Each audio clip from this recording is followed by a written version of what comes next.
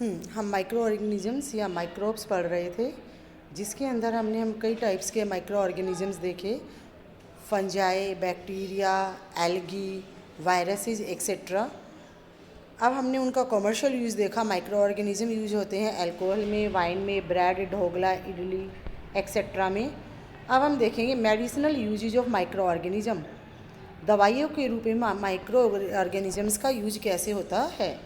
Van ever we one falls ill, जब हम बीमार हो जाते हैं, the doctor prescribe him her some antibiotic tablets. Doctor उसको एंटीबायोटिक मीन्स जो बैक्टीरिया को मार दे, बैक्टीरिया की एंटीओ। Tablets, capsules and injections such as the penicillin. ये इंजेक्शंस की फॉर्म में हो सकता है, कैप्सूल की फॉर्म में हो सकता है, टैबलेट्स की फॉर्म में हो सकता है। दिस मेडिसिन्स किल और stop the growth of the disease causing micro organisms.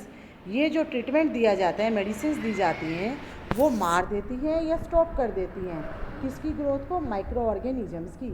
Such medicines are cold antibiotics. ऐसी दवाइयों को, कैप्सूल को, टैबलेट्स को, इंजेक्शंस को एंटीबायोटिक्स बोला जाता है। The source of this medicine is micro organisms. ये दवाइयाँ भी बनाई कहाँ से जाती हैं, माइक्रो ऑर्गेनिज्म से ही बनाई जाती हैं। These days a number of antibiotics are being produced from bacteria and fungi.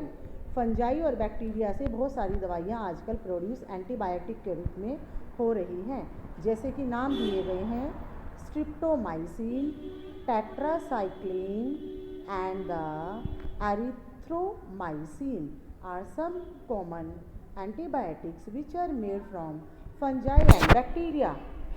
वो कहते हैं ना, लोहे को लोहा ही काटता है।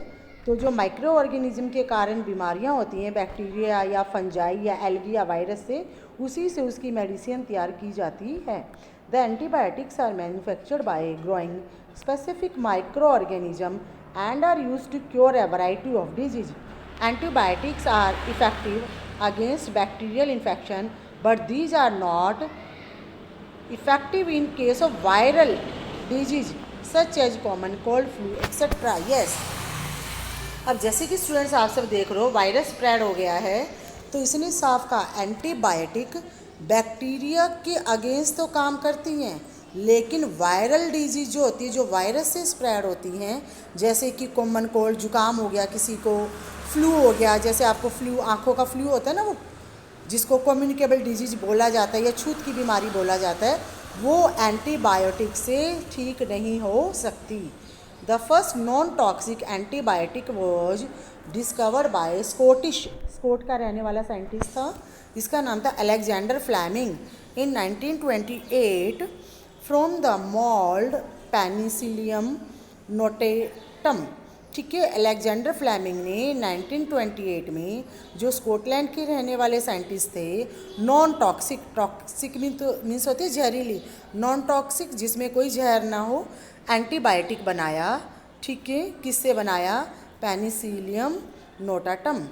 Antibiotics are even used in animal husbandry and crop production. Antibiotics का यूज एनिमल हस्बेंड्री मीन्स जहाँ लार्ज स्केल पर एनिमल्स को पाला जाता है, और क्रॉप प्रोडक्शन मीन्स फसलें जब उगाते हैं तो उन पे भी बहुत सारे पेस्ट या इंसेक्ट्स फसलों को ख़राब कर देते हैं, तो उनके लिए भी एंटीबायोटिक्स बनाए जाते हैं। They are mixed with the feed of the livestock and the poultry to check microbial infection in animals. तो जो ये वाली चीज़ें होती हैं, जो बनाई है आपने एंटीबायोटिक्स, वो पशुओं के चारे में मिला दी जाती है। They are also used to control many plant disease. Antibiotics का यूज बहुत सारी प्लांट की बीमारियों को रोकने में भी किया जाता है। Antibiotics should be taken in prescribe dose. Prescribed का मतलब होता है जितना डॉक्टर ने बोला है उतनी ही डोज लेनी है, एंड प्रेस्क्राइब ड्यूरेशन ओनली, और जितने दिनों तक बोला है केवल उतने ही दिनों तक लेनी चाहिए। देयर ओवरडोज का मतलब होता है ज़्यादा। मान लो डॉक्टर ने मॉर्निंग में एक टैबलेट कही है और आप 2, 3, 4 ऐसे ले लेते हो, एक से ज़्यादा लेते हो, तो उसको ओवरडोज बोला जाता है। मे बी प्रूव्ड हार्मफुल, वो आपको नुकसान देगी फ़ायदे की बजाय। एंड देयर अंडरडोज का मतलब जितना बोला है उससे कम लेना। एक बोला है और आप आधी ले रहे हो तो वो हो जाती है underdose. Would not produce the required result, और पूरी दवाई नहीं लोगे तो जो रिज़ल्ट आना चाहिए वो रिज़ल्ट नहीं आएगा। कहने का मतलब जितनी भी प्रेस्क्राइब्ड डोज है, मीन्स जितनी आपको डॉक्टर द्वारा बताई गई है आपने उतनी ही लेनी है, ना तो ओवर डोज करनी है मीन्स अपनी मर्ज़ी से ज़्यादा लेनी है, ना ही अंडर डोज करनी है मीन्स अपनी मर्ज़ी से कम लेनी है। आगे आ जाइए वैक्सीन। ठीक है, छोटे बच्चों को इंजेक्शन लगते हैं ना, वैक्सीनेशन होती है, तो वैक्सीन का पढ़ लेते हैं। When a disease carrying microbes enter our body, जब कोई भी माइक्रो ऑर्गेनिज्म हमारे शरीर में जो डिजीज कैरी कर रहा है एंटर करता है, our body defence system is प्रतिरोधात्मक क्षमता। जैसे कि हमारे बॉर्डर के ऊपर सिपाही रहते हैं दुश्मनों को एंटर करने से रोकने के लिए, ऐसे ही हमारी बॉडी के अंदर भी डिफेंस सिस्टम है, मीन्स इम्यून सिस्टम है जो रोगों से लड़ने की शक्ति रखता है। वो प्रोड्यूस करता है antibodies to fight the invader. Invader means लुटेरे। तो जो बीमारी आ रही है एक तरह से वो लुटेरा बोला गया है, उनको इन्वेडर बोला गया है। तो जो हमारी बॉडी का डिफेंस सिस्टम होता है वो उसको स्टॉप करने का काम करता है। हमारे अंदर की बॉडी की फौज उससे लड़ने के लिए आती है। The body also remembers how to fight the microbes if it enter again. और हमारी बॉडी ये सीख लेती है कि कोई माइक्रो ऑर्गेनिज्म हमारी बॉडी में एंटर करता है तो उससे कैसे लड़ना है। So if dead or weakened microbes are introduced in a healthy body, healthy में स्वस्थ शरीर में, तो वैक्सीन में क्या होता है उसी बीमारी के मरे हुए या कमज़ोर सेल डाल दिए जाते हैं। The body fights and kill them producing suitable antibodies. इससे जब वो बीमारी शरीर के अंदर आती है तो जो हमारे शरीर के अंदर वैक्सीनेशन होकर किल या वीक, मरे हुए या वीक वाले जो माइक्रोब डाले गए थे उस बीमारी के, इंजेक्शन लगाकर वो हमारे शरीर में एंटीबॉडीज़ का काम करते हैं और उस बीमारी को आने से रोक देते हैं।